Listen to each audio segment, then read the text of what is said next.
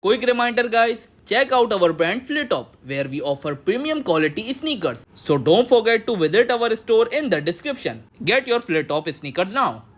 Hello and welcome back to our channel guys, and today we are going to do the match review of the thrilling quarter-final clash between two footballing giants, Manchester City and Real Madrid in the UEFA Champions League. So before getting into the details, make sure to hit the like and subscribe button and ring the bell icon for all the latest football updates. Now let's get into the action. Manchester City head coach Pep Guardiola played this game with a 4-1-4-1 formation in which he started Ederson at goal, Kyle Walker at right back, Akanji and Ruben Dias were the two centre backs, and Gvardiol played this game at left back. Rodri played this game as a central defensive midfielder. Kevin De Bruyne alongside Bernardo Silva, Jack Grealish and Phil Foden played this game as a central attacking midfielder, and Erling Haaland played this game as a centre forward. While Real Madrid head coach Carlo Ancelotti played this game with a 4-2-3-1 formation in which he started Andre Lonin at goal, Dani Carvajal at right back, Rudiger and Nacho were the two centre backs,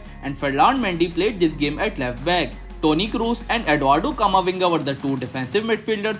Jude Bellingham played this game as a central attacking midfielder. Fede Valverde played this game as a right attacking midfielder. Rodrigo as a left attacking midfielder, and Vinicius Jr. played this game as a centre forward. So guys, it was a night filled with tension, drama and pure footballing magic at the Etihad Stadium.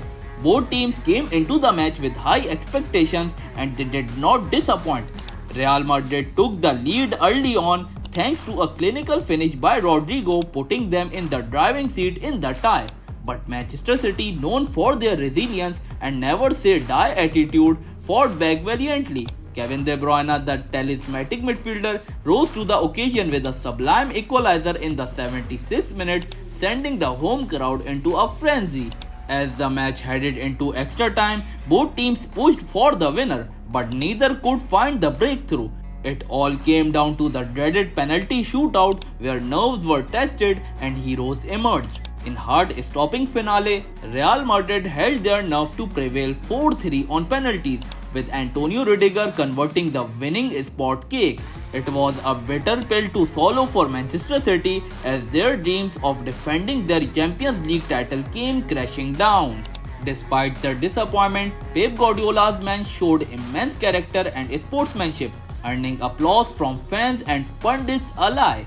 They may be out of the Champions League, but their legacy as one of the Europe's top teams remains intact. So guys, now let's take a look at the match stats.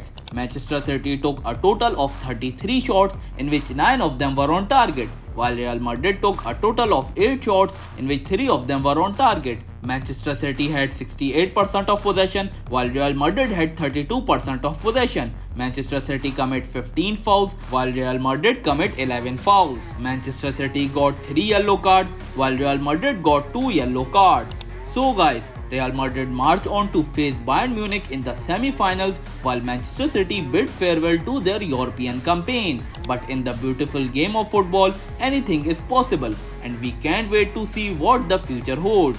So that's all for today guys. If you enjoyed this video, don't forget to hit the like and subscribe button and ring the bell icon for all the latest football updates. And do let me know about your opinions of this match in the comment section down below. We will meet you until next time. Thank you.